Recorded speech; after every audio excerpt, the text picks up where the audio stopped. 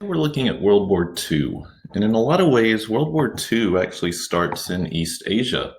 And previously, we looked at this growing kind of militarization of Japan. And by the time World War II actually starts, Japan had basically become this dictatorship under the strong influence of the military. Furthermore, as Japan had industrialized and became the dominant power in East Asia, that it also fueled a lot of Japanese imperialism. And so Japan wanted territory. They needed raw materials to fuel their factories. And so Japan begins by invading Manchuria. And they already controlled a lot of the industries in Manchuria. And they actually, in what's known as the Mukden incident, they blow up their own railroads in Manchuria and blame the attack on the Manchurian peoples. And they use that as an excuse to invade Manchuria in 1931. And after pushing in and taking over most of Manchuria, they began to kind of fear China because China was beginning to reunify under the Nationalist Party. And they were afraid that as China grew more powerful, they would resist Japanese influence in East Asia. And so in 1937, they're going to launch a full invasion on China. And early on, had quite a bit of success, especially taking most of the coastal regions of China. They take Shanghai and bomb Shanghai, killing thousands of civilians in the process. They take the nationalist capital at Nanjing, and in what's known as the Rape of Nanjing, they spend 2 months there and rape over 7,000 Chinese women during that period.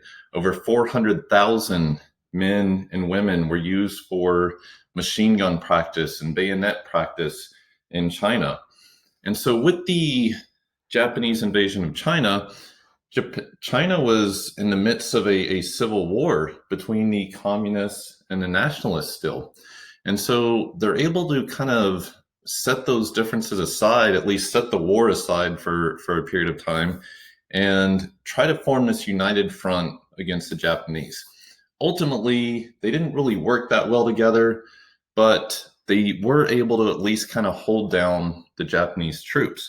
And that's really the most important role that China plays throughout all of World War II, is they're able to kind of tie down about a third of the total Japanese army throughout the entire war. They don't necessarily have a lot of success against Japan, but they are at least able to keep the Japanese troops tied down. Meanwhile, over in Europe, we had looked at the rise of these dictators like Mussolini in Italy and Hitler in Germany, and the rise of this kind of aggression in Europe. And that's kind of where the war starts, is with the rise of these dictators. So Italy, again, upset after World War I at not really making any gains in World War I. Mussolini comes to power and creates Italian fascism, promising to restore the greatness of Italy and to gain territory. And that's what he did. He begins taking territory, taking Libya and Ethiopia and Albania. And all the while, the League of Nations really didn't do anything to stop him. Shifting over to Germany. Germany, upset after the Treaty of Versailles that ended World War I. They had been forced to take blame for the war and reduce their military and lost a lot of their territory around the globe as well. And so Hitler used that and the Great Depression to attack the existing government and came to power through legal means. And once Hitler took over, he then begins to ignore the Treaty of Versailles and rebuilds his military, rebuilds his navy. He reinstates the draft, and then they begin to take back territory that they had lost.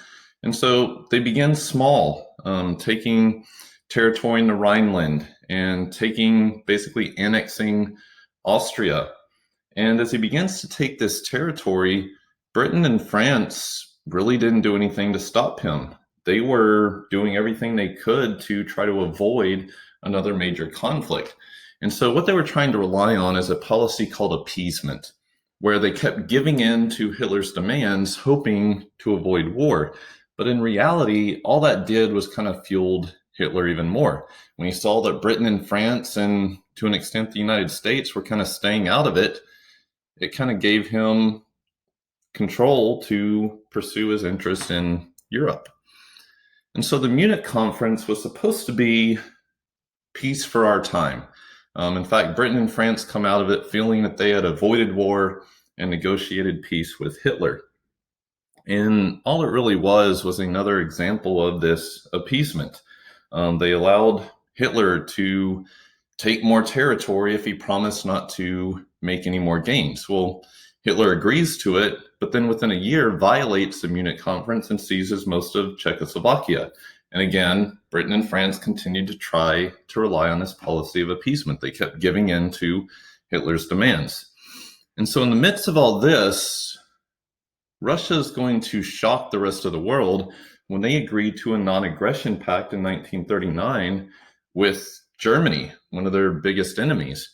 In reality, both sides knew eventually that it would probably come to war between them, but Russia was hoping to gain some time and also gain some territory in Eastern Europe by signing this treaty with Germany.